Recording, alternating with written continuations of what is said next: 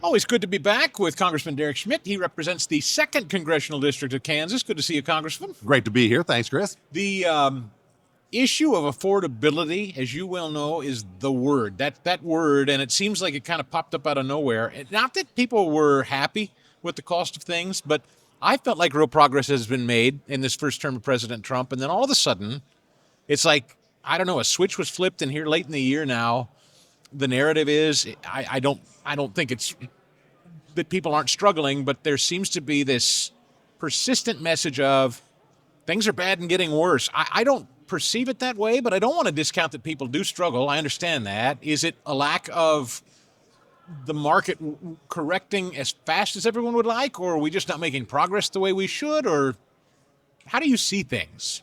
You know, sometimes, Chris, when you're sick, you take the medicine and it takes a while for your symptoms to go away and you're feeling better, but you still got to do the medicine. Yeah. And I think there's a sort of an element of that in how Republicans have approached this. Instead of just trying to, real quick, like pass a big Inflation Reduction Act that didn't reduce inflation, it just printed and threw a bunch of money into the economy, or the other things that happened in the Biden years, instead of doing those things, we've actually worked on trying to fix the underlying problems. The runaway growth of federal spending, a lot more to do, but for the first time, we actually started to bend the spending growth curve downward instead of upward with the $1.1 trillion top line reduction in the reconciliation bill this summer.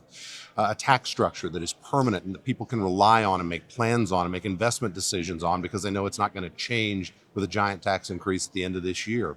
More money in the pockets of working families with the other provisions in the tax bill, no tax on tips, no tax on overtime, reduced taxes on seniors, all of those things.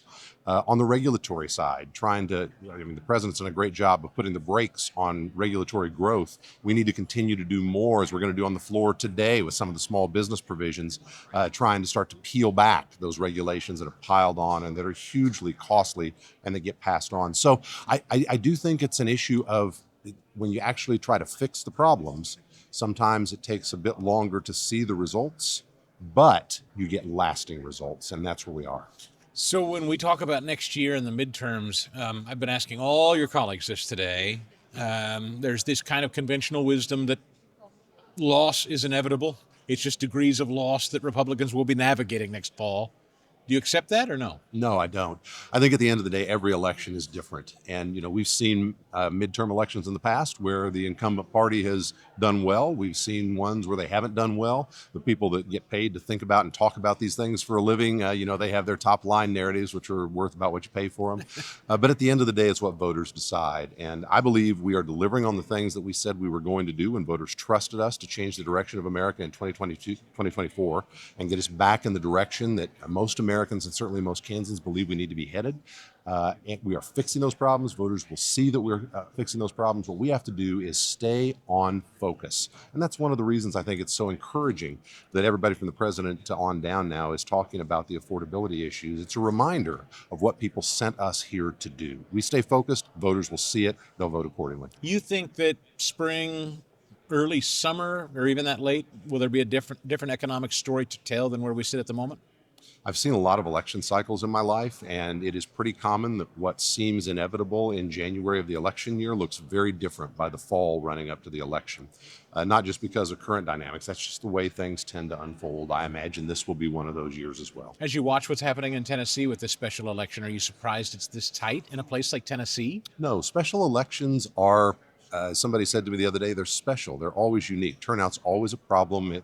It's people aren't accustomed to showing up in special elections, especially in this case, deep red districts. A lot of times Republicans don't show up because they don't think they're needed and they're not otherwise going to the ballot because it's a special election. It's not a regularly scheduled election that they plan, and there's lots of issues that they go out and vote on or vote on candidates. So it's always a turnout-driven issue when it comes to specials. I think that'll be true here. It'll be tighter than the district tends to normally show, but that's because it's a special election, and I think we're going to win that race here today. And I think once we do, that's going to be a seat we easily hold in the next cycle. Agriculturally speaking, Kansas is so well known for it, obviously. Farmland. China owns a lot of it in this country, which I find unbelievable, but it's true. Can we reverse course on that? Should we outlaw that outright? Why is that? We absolutely need to put a stop to that. We passed a provision earlier this year, became law about a month ago. It was in the agriculture appropriation bill that makes it harder for China and other adversary countries to acquire real estate farmland in the United States. And I think under this administration, that will have the effect of having stopped it, because I don't think this administration is ever going to approve those purchases going forward. And with the changes we made in law, they will be in a position to disapprove them.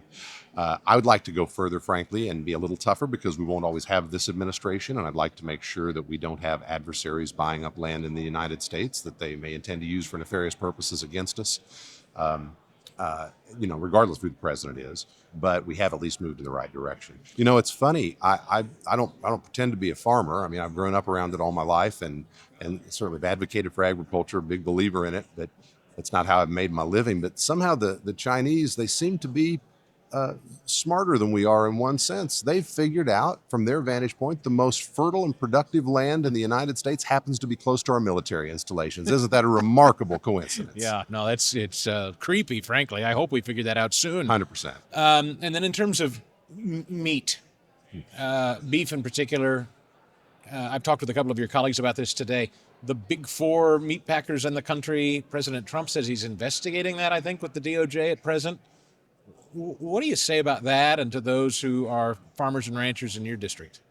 Well, when I was Attorney General in Kansas, Kansas state law did not allow us to initiate an investigation of potential antitrust abuses in the meatpacking sector.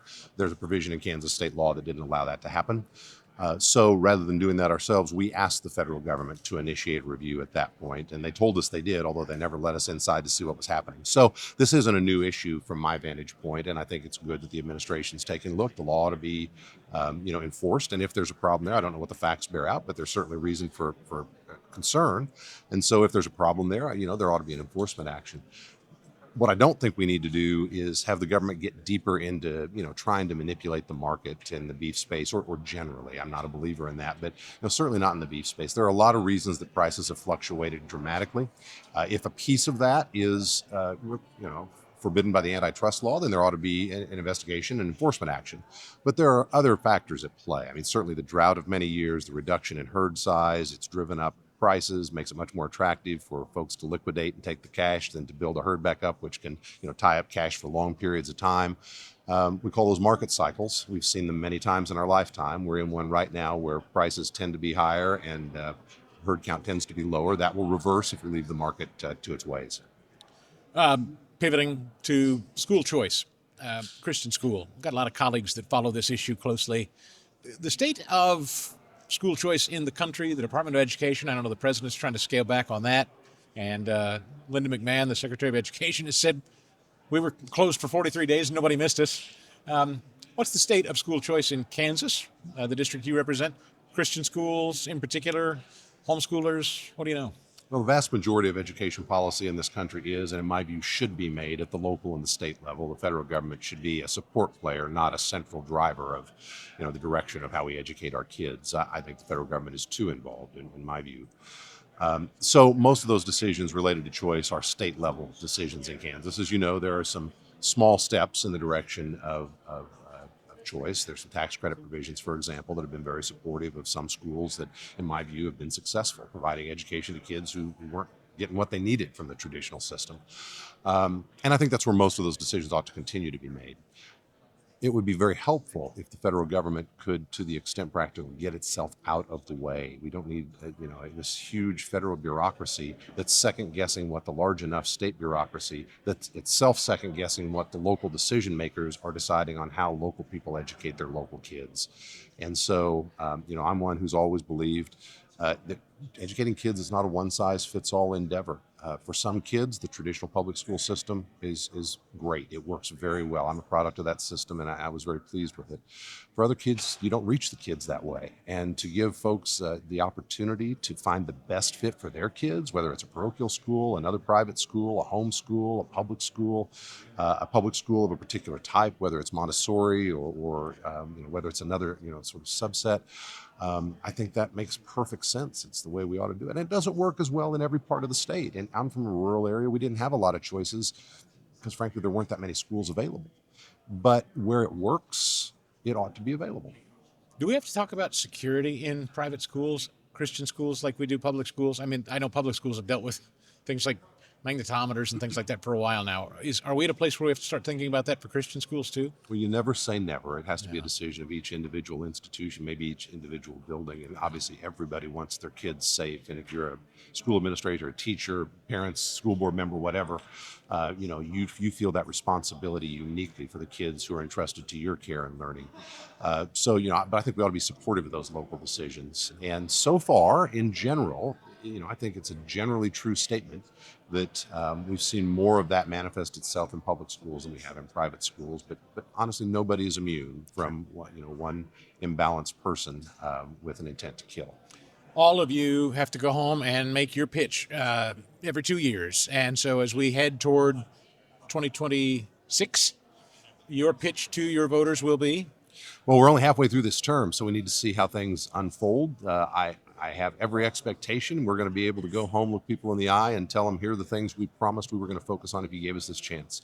But the Biden administration did tremendous damage to this country, whether it was the wide open southern border, whether it was explosive spending, whether it was refusing to deal with issues like ongoing health care costs, or refusing to deal with issues like the looming tax increase and the affordability crisis. We said we were going to deal with those things, and we have. We have largely fixed the border. We still need to change the law to lock those in, but the border is night and day better today than it was just a year ago. We have largely fixed the tax code problem. You can always do more and here and there, but we have avoided the largest tax increase in the history of this country, and we've provided more relief for working families throughout this district. We have focused on reducing the regulatory burden. There's more to do, but we are making progress in that direction. We're staying on point, doing the things we said we were going to do. You can trust us to do that. There's more work to do. We'd like to do this for 2 more years. Congressman, thank you so much for your time today. Thanks, Chris. Great to be with you. Great to see you.